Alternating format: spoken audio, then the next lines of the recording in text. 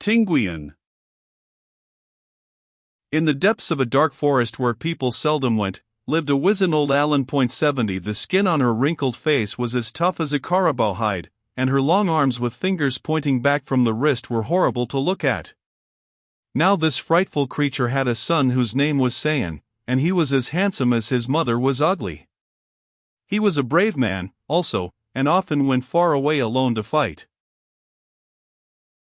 On these journeys Sayan sometimes met beautiful girls, and though he wanted to marry, he could not decide upon one. Hearing that one Danepan was more beautiful than any other, he determined to go and ask her to be his wife. Now Danepan was very shy, and when she heard that Sayan was coming to her house she hid behind the door and sent her servant, Lay, out to meet him. And so it happened that Sayan, not seeing Danepan, married Lay, thinking that she was her beautiful mistress. He took her away to a house he had built at the edge of the forest, for though he wished to be near his old home, he dared not allow his bride to set eyes on his ugly mother. For some time they lived happily together here, and then one day when Sayan was making a plow under his house, he heard Lai singing softly to their baby in the room above, and this is what she sang. Sayan thinks I am Danepan, but Lai I am. Sayan thinks I am Danepan, but Lai I am. When Sayan heard this he knew that he had been deceived, and he pondered long what he should do. The next morning he went to the field to plow, for it was near the rice planting time. Before he left the house he called to his wife. When the sun is straight above, you and the baby bring food to me, for I shall be busy in the field.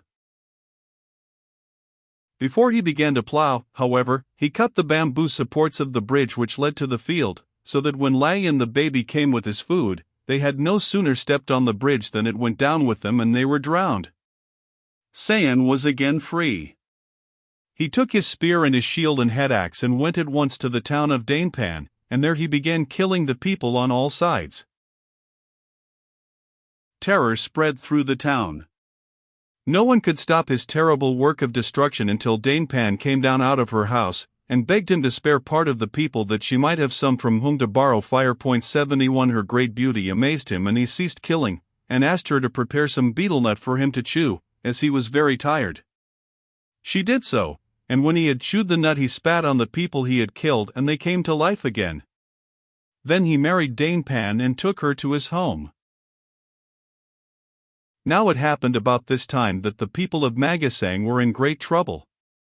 At the end of a successful hunt, while they were dividing the meat among themselves, the Kamo 72, a murderous spirit that looks like a man, would come to them and ask how many they had caught. If they answered 2, then he would say that he had caught 2 also, and when they went home, they would find 2 people in the town dead. As often as they went to hunt the Kamo did this, and many of the people of Magasang were dead and those living were in great fear. Finally they heard of the brave man, Sayan, and they begged him to help them. Sayan listened to all they told, and then said, I will go with you to hunt, and while you are dividing the meat, I will hide behind the trees. When the Kamo comes to ask how many deer you have, he will smell me, but you must say that you do not know where I am. So the people went to hunt, and when they had killed 2 deer, they singed them over a fire and began to divide them. Just then the Kamo arrived and said, How many have you? We have 2, replied the people. I have 2 also, said the Kamo, but I smell Sayan. We do not know where Sayan is, answered the people, and just then he sprang out and killed the Kamo, and the people were greatly relieved. Now when Kabanian 73, a great spirit, heard what Sayan had done, he went to him and said, Sayan, you are a brave man because you have killed the Kamo. Tomorrow I will fight with you.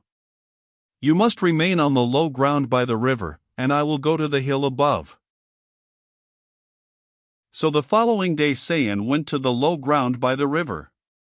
He had not waited long before he heard a great sound like a storm, and he knew that Kabanian was coming.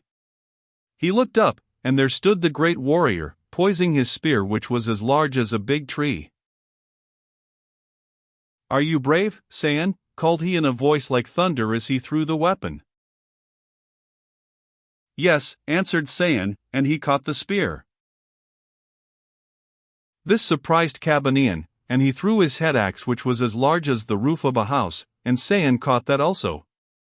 Then Cabanian saw that this was indeed a brave man, and he went down to Sayan and they fought face to face until both were tired, but neither could overcome the other.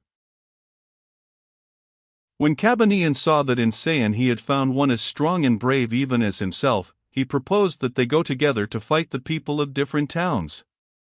And they started out at once.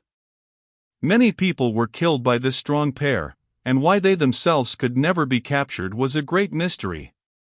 For it was not known that one was the spirit Cabanian, and the other the son of an Allen. If he was surrounded in a river, Sayan would become a fish 74 and hide so that people could not find him. And if he was entrapped in a town, he would become a chicken and go under the house in a chicken coop. In this way he escaped many times. Finally, one night after he had killed many in one town, the people decided to watch him, and they saw him go to roost with the chickens. The next day they placed a fish trap under the house near the chicken coop, and that night when Sayan went under the house he was caught in the trap and killed.